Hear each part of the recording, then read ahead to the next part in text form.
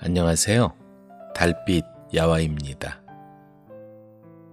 잠잘 때 듣기 좋은 이야기, 민담과 구전설화. 옛날 이야기엔 시대와 지역의 문화와 전통, 풍자와 해학이 들어있습니다. 이번 시간엔 내가 보면 돈, 남이 보면 개구리를 비롯해서 로레인의 순례자, 닉스와 거인, 그리고 하늘에서 온 우편 배달부, 가짜 수도사, 이렇게 5편의 이야기를 들려드립니다. 내가 보면 돈, 남이 보면 개구리. 어느 절에 세상 물정 모르는 애기 스님이 있었다. 큰 스님은 장례식이나 무슨 일로 사람들이 부르면 애기 스님을 심부름꾼으로 데리고 다녔다.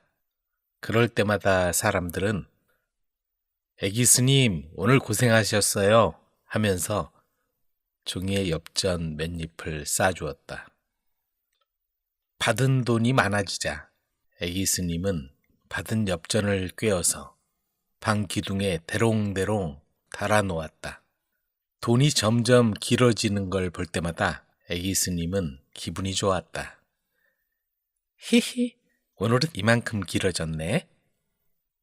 돈 꾸러미를 본 사람들은 애기 스님에게 한마디씩 했다. 애기 스님 부자가 됐네요. 필요한 곳에 쓰셔야지요. 또 어떤 사람은 이렇게 말했다.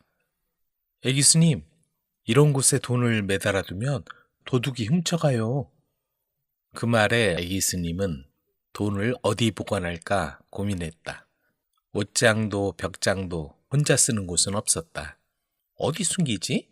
마루 밑은 고양이가 물어갈지도 모르고 천장 속에 두면 쥐가 물어갈 수도 있잖아. 애기 스님은 걱정이 태산 같았다. 며칠 동안 궁리한 끝에 드디어 결정했다. 좋아. 땅에 숨겨야겠어. 어느 날 밤에 살그머니 돈꾸러미를 떼가지고 나무 밑으로 갔다. 아침 저녁으로 그곳에 종을 치러 가기 때문에 돈을 지키기 편했던 것이다. 애기 스님은 대나무 막대기 끝을 뾰족하게 해서 땅을 깊이 판 다음 주위를 둘러보았다. 보는 사람이 아무도 없자 돈꾸러미를 작은 항아리 속에 넣고 뚜껑을 닫은 뒤에 파묻었다. 그런 뒤 평소와 다름없이 종로로 올라가 큰 종을 쳤다. 댕그롱댕, 댕그롱댕. 종소리가 다른 때보다 더 크고 힘찼다. 돈을 안전한 곳에 감추었기 때문에 애기 스님은 기분이 좋았다. 종로에서 내려온 애기 스님은 한 번 더 돈을 파묻은 곳을 보았다. 그런데 저럼 항아리를 묻은 바로 그 위에 큰 개구리 한 마리가 앉아있는 게 아닌가. 게다가 그 개구리는 애기 스님을 보더니 풀쩍 뛰어 도망을 가는 거였다. 그러자 애기 스님은 혹시 돈이 개구리로 변해서 달아나는 게 아닐까? 하는 생각이 갑자기 들었다. 그러다 다시 에이, 그런 터무니없는 일이 있으려고 하고 생각했지만 의심이 사라지지 않았다. 혹시 그런 일이 생기면 어떡하지? 아, 안 돼! 애기 스님은 다시 그곳을 파보았다. 돈이 그대로 있을까? 만약 없어졌다면 돈이 아까 그 개구리로 변해 달아났단 말인가? 가슴을 두근거리며 파보니 다행히 돈꾸러미는 원래대로 항아리 안에 그대로 있었다. 애기 스님은 안심하고 다시 항아리를 묻었다. 돈꾸러미야, 개구리로 변하면 안 돼. 하지만 만약 도둑놈이 돈을 훔쳐가려고 하면 개구리로 변해 도망가야 한다. 그리고 올 때는 돈으로 변해야 돼. 알았지? 그러면서 애기 스님은 흙을 덮었다. 이젠 정말 안심되었다. 그날부터 애기 스님은 아침 저녁으로 종을 치고 나서는 돈 묻은 곳으로 가서 말했다. 돈꾸러미야, 돈꾸러미야. 내가 보면 돈이고 다른 사람이 보면 개구리로 변해야 돼. 알았지? 그리고 받은 돈을 돈꾸러미에 합쳐 놓을 때도 잊지 않고 한마디씩 했다. 돈꾸러미야, 돈꾸러미야. 내가 보면 돈이고 다른 사람이 보면 개구리로 변해야 돼. 알았지? 그런데 어느 날 이상하다고 생각한 큰 스님이 애기 스님이 종을 치고 난 다음에 이상한 행동을 하기에 나무 뒤에 숨어서 살짝 엿보았다. 마침 그날은 애기 스님이 심부름값으로 돈을 받은 날이었다. 애기 스님은 땅속에서 꺼낸 항아리에 돈을 넣으면서 아주 진지한 얼굴로 말하는 것이었다. 돈꾸러미야, 남이 보면 개구리가 되고 내가 보면 돈이 되어라. 애기 스님은 몇 번이나 중얼거리면서 파묻고 있었다. 그걸 본 큰 스님은 너무 웃겼다. 웃음을 억지로 참느라 죽을 지경이었다. 애기 스님에게 조언을 해주고 싶었지만 그냥 참기로 했다. 좋은 생각이 떠오른 것이다. 다음 날 애기 스님은 심부름값으로 맷잎에 돈을 받았다. 그래서 종을 치고 난 뒤 서둘러 종루 뒤쪽으로 돌아가서 돈 묻은 곳을 팠다. 항아리를 꺼내 뚜껑을 열었는데 이게 웬일인가?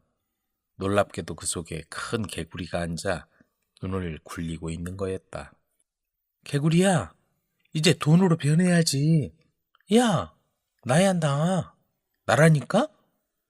애기 스님은 개구리가 자기를 도둑으로 착각하고 있는 거로 생각하고 애타게 소리쳤다. 그래도 개구리는 돈으로 변하지 않았다. 이거 큰일 났네. 개구리가 나를 알아보지 못하나 봐. 애기 스님은 한참 동안 이궁리 저궁리를 해봤지만 뾰족한 수가 생각나지 않았다. 하는 수 없지. 이놈을 잘 타일러 볼 수밖에. 이렇게 생각한 애기 스님은 가만히 항아리 속으로 손을 넣었다.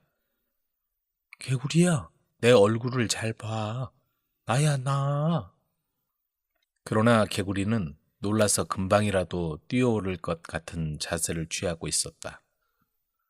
애기 스님은 살며시 개구리를 잡으려고 손을 갖다 댔다.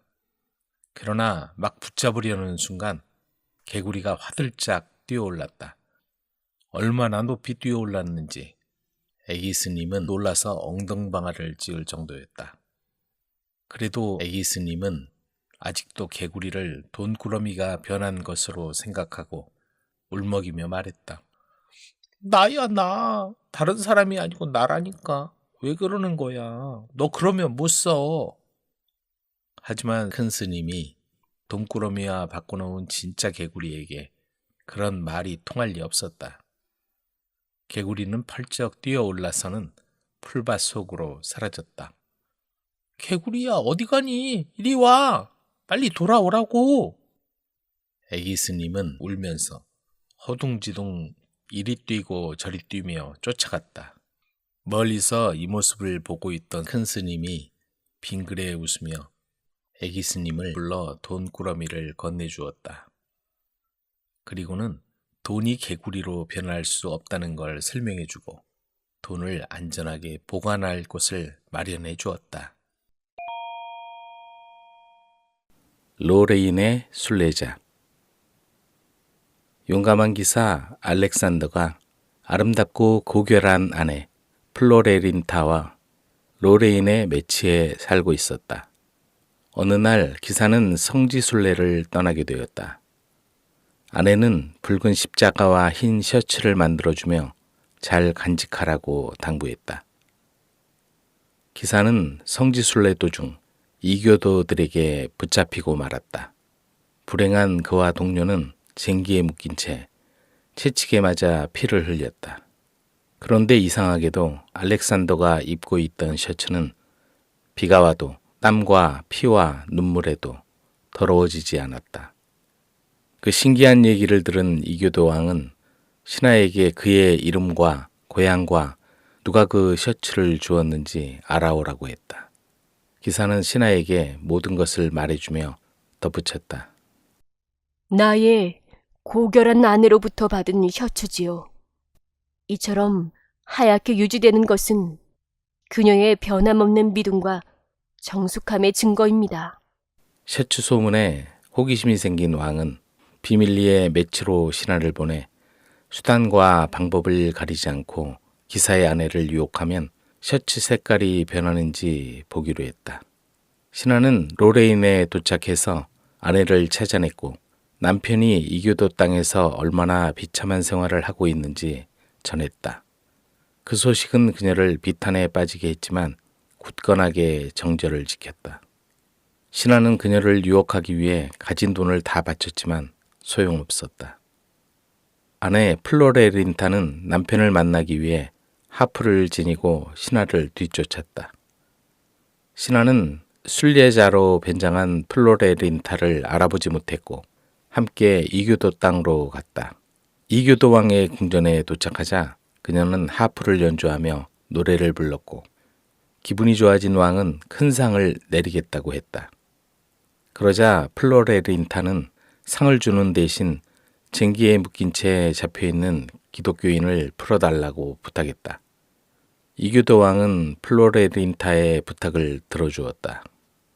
순례자로 변장한 플로레린타는 포로들이 있는 곳으로 가서 쟁기에 묶여있는 남편을 찾아서 둘은 안전하게 바다를 건너 집으로 향했다. 매치에 도착하기 이틀 전 플로레린타가 알렉산더에게 말했다. 형제여, 우리의 길은 여기서 갈라지게 됐소. 내게 기념으로 당신 셔츠의 작은 조각을 줄 수 없겠소?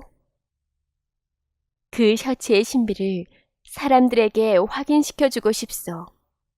기사는 자기를 살려준 순례자의 제안을 받아들여서 셔츠의 한 부분을 잘라 건네주고 헤어졌다. 플로레린타는 지름길로 남편보다 하루 앞서 매치에 도착했다. 그녀는 정숙한 아내로 돌아와서 남편이 돌아오기를 기다렸다. 집에 온 알렉산더는 아내를 보고 매우 기뻐했다. 그러나 그의 친구와 친척들은 플로레린타가 1년 동안이나 부도덕한 생활을 하며 여행하고 다니다가 지금에서야 왔다고 일러바쳤다. 알렉산더는 분노하며 아내의 부적절한 행동을 비난했다. 하지만 아내는 남편의 비난에 아무런 대답도 하지 않고 방으로 가서 순례자의 옷을 입고 하프를 손에 들고 나왔다. 그리고 남편이 건네주었던 셔츠 조각을 들어보이며 자신이 쟁기에 묶인 남편을 구한 순례자라고 밝혔다. 그러자 비난하던 모든 사람이 그녀의 발 앞에 조용히 엎드렸고 남편은 눈물을 글썽이며 용서를 빌었다. 닉스와 거인. 옛날에 어떤 왕과 왕비가 살았다. 결혼한 지 오래됐지만 아직 자식이 없었다. 하지만 왕이 먼 외국에 나가 있을 때 왕비에게 사내아이가 태어났다. 왕이 돌아오면 아이에게 세례를 주어야겠다고 생각한 왕비는 이렇게 말했다. 아이 아버지가 돌아오기 전까지는 이 아이를 닉스라고 불러야겠어. 닉스는 아무것도 없다는 뜻이다. 하지만 왕은 그 후로도 오랫동안 돌아오지 않았고 아기는 어느덧 튼튼하고 잘생긴 소년으로 자라났다. 드디어 왕이 귀향길에 올랐다. 하지만 돌아오는 길에 소용돌이 치는 큰 강이 가로막고 있어서 도저히 건널 수가 없었다. 그때 어떤 거인이 다가와 말을 걸었다. 내가 널 건너게 해주겠다. 왕이 물었다. 대가로 무얼 바라느냐? 그냥 닉스만 주면 돼. 그럼 널 업고 강을 건너가 주지. 자기 아들 이름이 닉스라는 것을 알 턱이 없었던 왕이 대답했다. 그러도록 하자. 도와주니 정말 고맙군. 마침내 궁전에 돌아온 왕은 아내와 어린 아들을 보고 말할 수 없이 기뻐했다. 왕비는 왕이 돌아오기 전까지는 아이 이름을 짓지 않고 그냥 닉스라고 부르고 있었다는 사실을 왕에게 해주었다. 이제 엄청난 공경에 처한 불쌍한 왕이 말했다. 내가 도대체 무슨 짓을 한 거지? 날 업고 강을 건네준 거인에게 닉스를 주기로 약속해버리고 말았어. 왕과 왕비는 슬퍼하며 근심에 잠겼지만 이렇게 결정했다. 거인이 오면 닥치는 안하게 아들을 대신 줍시다. 가짜라는 걸 그 거인이 어떻게 알겠어요? 다음 날 거인이 닉스를 데려가려고 왔을 때 왕은 닥치는 안하게 아들을 불렀다. 거인은 소년을 등에 업고 가버렸다. 길을 가던 거인은 커다란 돌 앞에 이르렀을 때 잠시 쉬어가려고 앉았다. 그리고 소년에게 물었다. 어이, 내 등에 올라타고 있는 촌뜨기. 지금이 몇 시쯤 되냐? 불쌍한 소년이 대답했다. 닭을 치는 우리 엄마가 왕비님 아침 드시게 달걀 가지러 갈 때예요.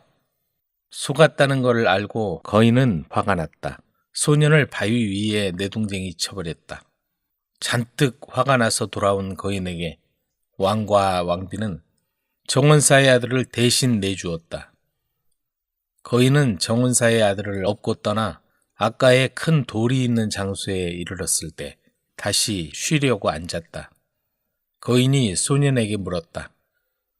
어이, 내 등에 업힌 촌뜨기. 지금 몇 시쯤 된 것 같냐? 정원사의 아들이 대답했다. 왕비님 저녁 드시라고 우리 엄마가 야채 가지러 가실 때예요. 거인은 씩씩거리면서 왕에게 돌아가 이번에도 닉스를 내놓지 않으면 다 없애버리겠다고 으름장을 놓았다.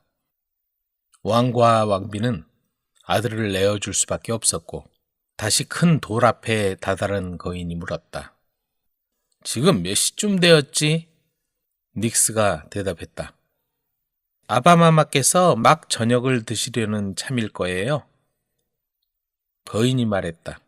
이제야 진짜로구나. 그리고는 자신의 집으로 닉스를 데려가 청년이 될 때까지 길렀다. 거인에게는 예쁜 딸이 있었는데 그녀는 닉스와 서로 좋아하고 있었다. 하루는 거인이 닉스에게 말했다. 내일 네가 할 일이 있다. 마구간이 하나 있는데 그 넓이가 가로 세로 7마일씩이고 7년간 한 번도 청소를 한 적이 없지. 내일 하루 동안 그 마구간을 깨끗이 치워놓지 않으면 널 먹어버리겠다. 다음 날 닉스의 아침 식사를 가지고 나간 거인의 딸이 그가 곤경에 처한 것을 보았다. 간신히 한 구석을 치우기가 무섭게 마구간은 다시 더러워지곤 했다. 거인의 딸은 청년을 도와주겠다고 말하고는 들판에 있는 모든 짐승과 하늘을 나는 모든 새를 불러 모았다. 순식간에 모여든 동물들은 마구간 안에 있는 더러운 것들을 밖으로 나르기 시작했고 거인이 돌아오기 전에 마구간을 말끔히 치워 놓았다. 거인이 말했다. 어떤 교활한 녀석이 내 놈을 도와준 게 분명해. 하지만 내일은 더 큰 일이 기다리고 있지. 그리고 거인은 닉스에게 말했다. 넓이가 가로 세로 7마일씩의 7마일 깊이의 호수가 하나 있다. 해가 질 때까지 그 호수물을 다 보내지 못하면 널 먹어버릴 테다. 닉스는 다음 날 아침 일찍 일어나 들통으로 물을 퍼내기 시작했지만 호수물이 조금도 줄어드는 것 같지 않았다. 하지만 거인의 딸이 바다에 사는 모든 물고기들에게 호수물을 마셔달라고 부탁하자 물고기들이 금방 호수물을 말끔히 다 마셔주었다. 말라버린 호수를 본 거인이 화가 나서 말했다. 내일은 더 지독한 일을 시켜야겠다. 키가 7마일에 가지라고는 하나도 없는 나무가 있는데 그 나무 꼭대기에 알이 7개 들어있는 새 둥지가 있지. 그 알을 하나도 깨트리지 말고 내게로 가져와라. 단 하나라도 깨트린다면 널 잡아먹어버리겠다. 거인의 딸은 처음에는 닉스를 어떻게 도와줘야 할지 몰랐다. 하지만 그녀는 자신의 손가락과 발가락을 잘라 디딤대를 만들어 주었다. 덕택에 닉스는 나무 꼭대기에 있는 알을 무사히 다 가져올 수 있었지만 나무를 거의 다 내려왔을 때 그만 알 하나가 깨져버렸다. 그래서 그 둘은 같이 도망치기로 결심했다. 거인의 딸이 자기 방에서 마법의 물병을 가져온 후에 둘은 필사적으로 달아났다. 하지만 그들이 겨우 들판을 셋 지나서 뒤를 돌아보았을 때 성큼성큼 따라오고 있는 거인이 보였다. 어서요! 내 머리에 꽂힌 빗을 뽑아서 던지세요. 거인의 딸이 소리쳤다. 닉스가 빗을 바닥에 던지자 빗살 하나하나에서 찔레던 불이 무성하게 자라나 거인의 앞을 막아섰다. 하지만 거인은 곧 그들을 따라잡았다. 거인에게 거의 잡히게 되었을 때 거인의 딸이 닉스에게 소리쳤다. 내 비녀를 뽑아서 던지세요. 어서요, 어서! 닉스가 비녀를 던지자 순식간에 날카로운 칼날이 여기저기서 삐죽삐죽 자라나 높은 울타리가 되었다. 거인이 칼 울타리를 통과하느라 어물거리는 동안 두 연인은 정신없이 달리고 또 달려서 거의 보이지 않는 곳까지 달아났다. 그러나 마침내 울타리를 빠져나온 거인은 금세 이들을 따라잡았다. 거인이 닉스를 잡으려 막 손을 뻗는 순간 거인의 딸이 마법 물병을 꺼내 땅에 내동댕이 쳤다. 물병이 깨지자 그 자리에서 넓은 바다가 생겨나 물이 거인의 허리를 지나 목까지 차올랐다. 물이 계속 차올라 거인의 머리까지 집어삼켜 버렸고 거인은 물에 빠져 정말로 사라져 버렸다. 닉스는 계속 달려갔다. 그래서 어디까지 갔을까? 두 연인은 닉스의 아버지와 어머니가 살고 있는 성 근처에 이르렀다. 하지만 거인의 딸은 너무나 지쳐서 더 이상 한 발자국도 뗄 수가 없었다. 그래서 닉스는 가서 하룻밤 묵을 곳을 찾아볼 테니 여기서 기다리라고 거인의 딸에게 말했다. 그리고 그는 성에서 비치는 불빛을 따라갔는데 도중에 닥치는 안악의 오두막에 이르게 되었다. 그녀는 이 젊은이가 누군지 한눈에 알아보았다. 자기 아들이 닉스 때문에 죽었기 때문에 그를 미워하고 있었다. 안악은 닉스가 성으로 가는 길을 물었을 때 그에게 마법을 걸었고 그런 성에 들어서자마자 입구에 있는 의자에 앉아 죽은 듯이 잠에 빠져들었다. 왕과 왕비는 그를 깨우기 위해 온갖 방법을 동원해봤지만 아무 소용이 없었다. 그래서 왕은 이 젊은이를 깨울 수 있는 처녀를 그와 결혼시키겠다고 발표했다. 그동안 거인의 딸은 닉스가 돌아오기를 기다리고 또 기다렸다. 그러다 그가 오는지 살펴보려고 나무 위로 올라갔다. 정원사의 딸이 우물에 물을 길러 왔다가 물에 비친 어여쁜 아가씨를 보았다. 그 모습이 자기라고 생각한 정원사의 딸이 말했다. 이렇게나 예쁘고 용감한데 왜 내가 물이나 깃고 있어야 하는 거지? 그리고는 물통을 내던져버리고 성에서 잠자고 있는 남자를 깨워볼 수 있는지 알아보러 길을 떠났다. 그녀는 닥치는 안악을 찾아갔는데 안악은 그녀에게 원하는 만큼 닉스를 깨있게 할 수 있는 마법을 가르쳐 주었다. 정문사의 딸이 성으로 가서 마법의 노래를 부르자 과연 닉스가 잠시 동안 깨어났고 왕과 왕비는 닉스를 그녀와 결혼시키기로 약속했다. 그 일이 벌어지는 동안 정원사가 물에 물을 길러 왔다가 물속에 비친 아가씨의 모습을 보았다. 위를 올려다본 정원사는 거인의 딸을 발견했고 그 아가씨를 자기 집으로 데려갔다. 그리고 정원사는 자신의 딸이 성에서 잠든 낯선 사람과 결혼하기로 되어 있다는 이야기를 거인의 딸에게 하고서 그녀를 성에 데려가 잠든 남자를 보여주었다. 그 남자는 바로 의자에 앉은 채로 자고 있는 닉스였다. 그를 본 거인의 딸이 소리쳐 불렀다. 일어나세요. 일어나서 말 좀 해봐요. 하지만 그는 잠에서 깰 줄 몰랐다. 곧 거인의 딸이 흐느끼기 시작했다. 내가 마구간을 치워주었고 호수물도 다 말려주었고 나무에도 올라갈 수 있게 해주었잖아요. 다 당신을 사랑해서 그랬던 건데 당신은 일어나서 한마디도 해주려고 하지 않는군요. 이 말을 들은 왕과 왕비가 아리따운 아가씨에게 다가오자 그녀가 말했다. 제 힘으로는 도저히 닉스를 깨울 수가 없네요. 그녀의 입에서 닉스의 이름이 나오자 소스라치게 놀란 왕과 왕비는 그가 어디 있는지를 물었고 그녀가 대답했다. 저기 의자에 앉아있는 사람 말이에요. 왕과 왕비는 달려가 그를 껴안고 입맞추며 사랑하는 아들의 이름을 불렀다. 그리고 정은사의 딸을 불러 마법의 노래를 부르도록 명령했고 그 노래에 깨어난 닉스는 거인의 딸이 자신을 위해 얼마나 헌신했는지 얼마나 마음씨 고운 아가씨인지를 왕과 왕비에게 말했다. 왕과 왕비는 거인의 딸을 껴안고 입맞춘 뒤에 그녀를 며느리로 맞아들이겠다고 말했다. 그리고는 모두 행복하게 살았다. 하늘에서 온 우편배달부. 어느 날 아침 페드로가 주머니에 돈 한 푼도 없어 고민했다. 어디서 돈을 구하지?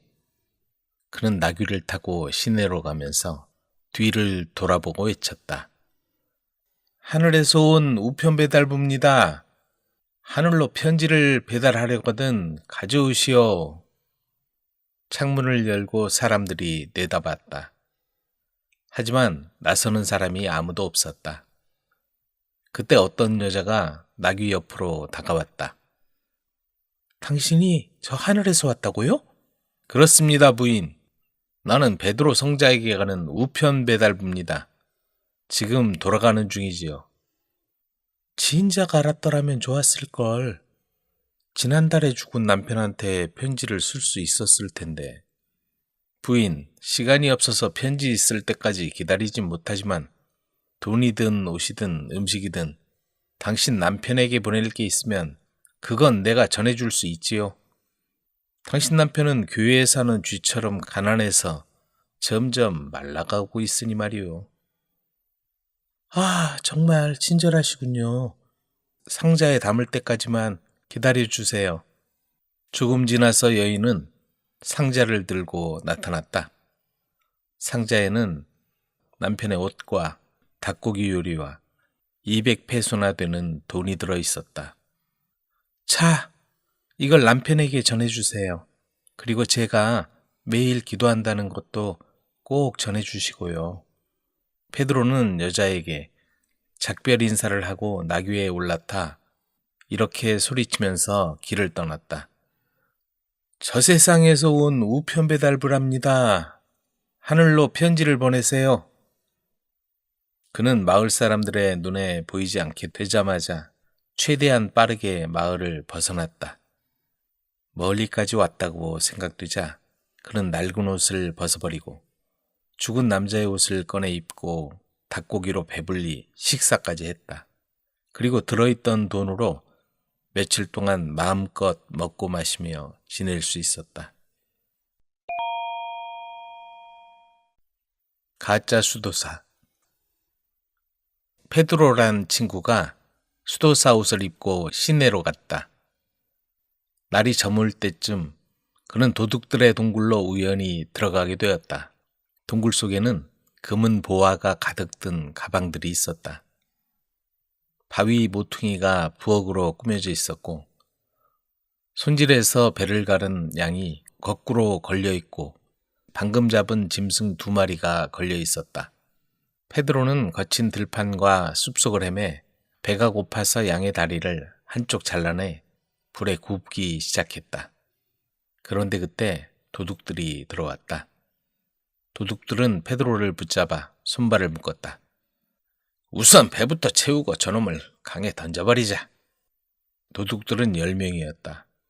페드로가 구워놓은 한쪽 다리를 먹어치우고 다른 쪽 다리도 불에 구웠다. 그동안 그들은 페드로를 자루 속에 집어넣어 동굴 입구에 내놓았다.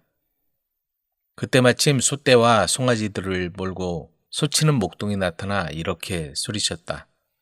워, 송아지들아, 이리 모여라. 송아지들아, 워. 페드로는 자루 안에서 소리를 치기 시작했다. 구세주여, 저를 물에 빠지지 않게 하여 주시옵소서. 자비로우신 주여, 도둑들의 돈을 훔치고 싶은 욕망을 이겨냈습니다. 저를 물에 빠지지 않게 하여 주시옵소서. 자비로우신 하나님. 친절한 마음씨를 가진 목동은 그의 기도를 듣고서 자루를 열었다. 그러자 수도사가 밖으로 나왔다. 신부님, 무슨 일이십니까? 친절한 형제여, 이런 일이 생기다니. 수도원을 위해 자선을 받으려고 하는데 그때 남자들이 나한테 돈가방을 전부 받으라고 강요했지. 그건 우리 규율에 어긋나는 행동이라네. 적은 돈만 받을 수 있거든. 우리 수도에는 청빈에 관한 엄격한 서약을 하기 때문이지. 그걸 거절하니까 그들이 화가 나서 나를 묶어버렸어. 저녁 식사를 하고서 나를 강속에 빠뜨릴 거라는군. 제가 도와드리죠. 저하고 자리를 바꾸는 게 어떨까요? 그들이 돌아오면 제가 그들의 돈을 다 받겠어요. 이미 어두워지고 있으니 다른 사람인 줄 모를 겁니다. 제가 당신 옷을 입을 테니 당신은 소들을 저쪽 계곡으로 데려가 주세요. 그들은 즉시 옷을 바꿔 입었다. 페드로는 소와 송아지를 몰고 떠났고 목동은 손을 묶인 채 자루 속으로 들어갔다. 잠시 후 도둑들이 동굴 밖으로 나왔다. 고기로 배를 채우고 얼큰하게 취한 상태였다. 목동이 자루 안에서 소리쳤다. 당신들이 주는 돈을 다 받겠어요. 돈가방도 전부 받을 수 있다고요. 더 많이 받을 수도 있어요. 하지만 그들은 목동이 하는 말은 들은 척도 하지 않고 자루를 어깨에 메고 강가로 갔다. 그리고 도둑 둘이 자루를 흔들다가 물속으로 던져버렸다. 페드로는 나무에 올라가서 그걸 지켜보고서 나무에서 내려와 솥대를 몰았다. 다음 날 아침 그는 솥대를 몰고 동굴 입구를 지나며 소리쳤다. 워, 송아지들아, 이리 모여라. 송아지들아, 워. 페드로의 목소리를 듣고서 도둑들이 일어나 동굴 밖으로 나왔다. 신부님, 이게 무슨 일이요? 당신 옷은 어디 갔소? 어떻게 강에서 나온 거지? 도둑 두목이 물었다. 하나님의 뜻이요. 하나님은 가난한 자를 돌보신다오. 도움의 손길이 나를 풀어주었어. 강바닥에 사는 작은 친구들이 도와줬다오. 내가 가난한 수도자고 도움이 필요했다는 걸 알고서 이렇게 소를 많이 주고 안전하게 강가로 나가게 해줬지. 그들은 그 보답으로 내 수도복을 기념으로 간직하겠다고 했소. 주여, 그들에게 은총을. 지난번에 뺏은 수도사복 어디 있느냐? 모두 수도사 옷을 입고 신부한테 자루에 넣어 강에 던져달라고 하자. 강 밑에 사는 친구들한테 소를 받으면 남은 평생 편하게 살 수 있을 거야. 두목이 외쳤다. 수도회로 돌아가는데 좀 늦겠지만 그렇게 합시다. 자, 어서 서두르자. 두목이 말했다. 순식간에 도둑들은 모두 자루 속에 넣어져 강물로 던져졌다. 이제 페드로는 소와 송아지 그리고 도둑들의 보물의 주인이 된 것이다. 하지만 페드로의 제사는 오래가지 못했다. 친구들과 여자들과 어울려 먹고 마시느라 모두 탕진해버리고 말았다.